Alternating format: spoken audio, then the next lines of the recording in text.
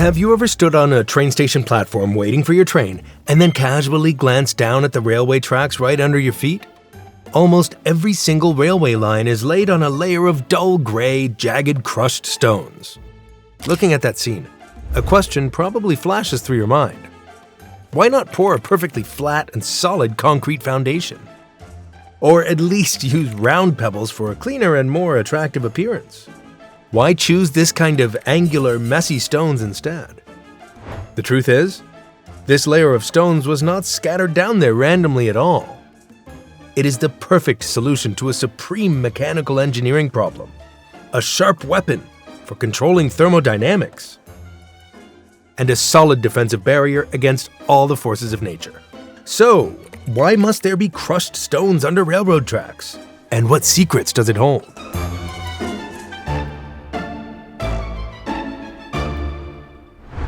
To understand why, we need to start with the most basic physics problem of all: weight.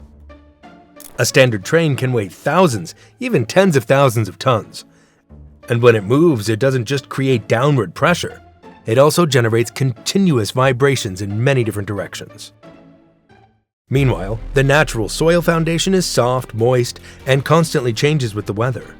Just one heavy rain can turn the soil structure into mush, completely eliminating its load-bearing capacity and causing the entire structure above to shift out of place. If the rails were fastened directly onto the soil or a hard concrete surface, the full force of the train's weight would crush the foundation directly, or create a rebound force that could snap the steel rails. After only a short period of time, the tracks would sink, warp, and lead to catastrophic accidents.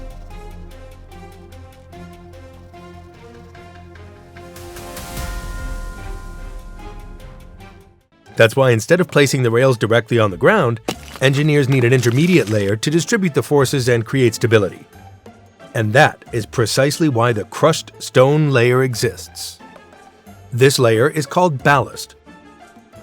The layer of crushed stone that sits between the sleepers, or ties, and the soil foundation below.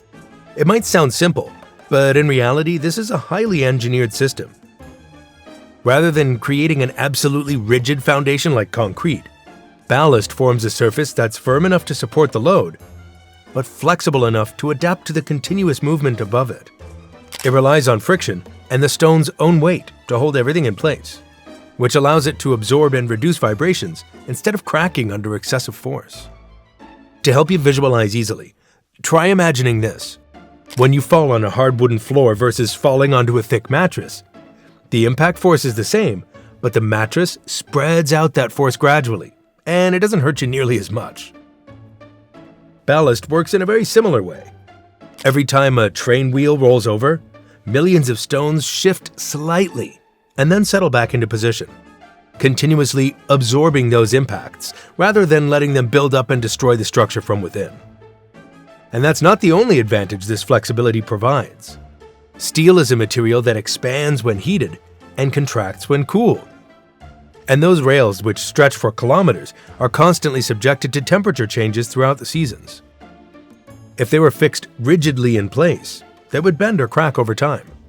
But because the tracks essentially float on the layer of crushed stone instead of being anchored tightly to the ground, they have enough room to expand and contract naturally without causing any damage. And if you look more closely, you'll notice something quite interesting. Not just any type of stone is used under the tracks. The stones here are not smooth and round like river pebbles. They have many sharp, angular edges. And this detail is actually the crucial point. Behind this choice lies a fairly simple mechanical principle known as interlocking.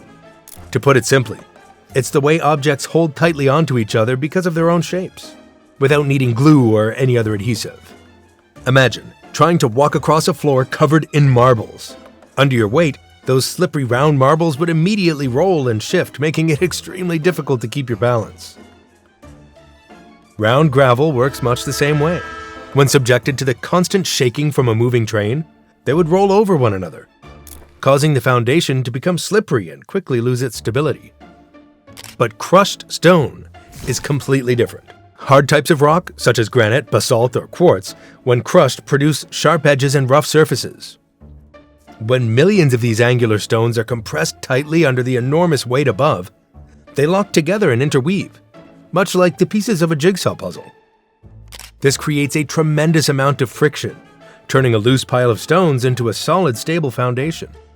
As a result, the entire sleeper system stays firmly fixed in the correct position, and the tracks don't shift at all, even under continuous vibrations or when the train is taking curves at high speeds.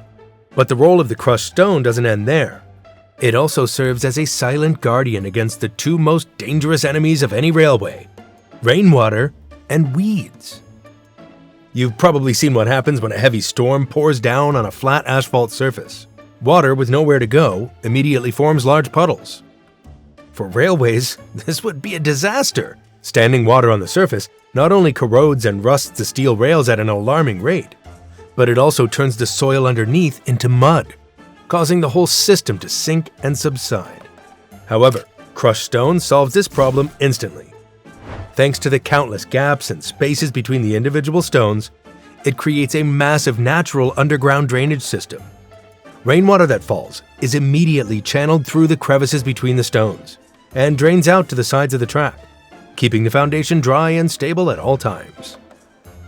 In addition to keeping the tracks dry, this layer of stone also helps engineers tackle another difficult challenge: the invasion of vegetation. We all know how powerful plant roots can be. They can even break through concrete sidewalks to push upward. If a forest were allowed to grow between the tracks, the roots would loosen and destroy the compact structure of the soil foundation while also trapping moisture, which would accelerate the entire deterioration process. In contrast, on a dry, harsh surface with no nutrient-rich topsoil, seeds have almost no opportunity to germinate or take root. Therefore, this stone layer acts as a natural and sustainable weed suppressant, keeping the railway line clear and open without the need for any harmful chemicals. It is this unique combination that has made crushed stone an irreplaceable 3-in-1 solution: a gigantic supporting base, an intelligent drainage system, and a strong biological barrier that protects the safety of every single train journey. In summary, the layer of crushed stone under the railway tracks has never been put there casually or without purpose. It is a core, essential part of the entire railway system, a carefully designed solution that keeps the tracks firmly in position, ensuring that every train runs smoothly and precisely every single day. If you're still curious about how the familiar things around you, things we see every day but rarely truly understand, feel free to leave a comment below, and I'll explore them together with you in the upcoming articles.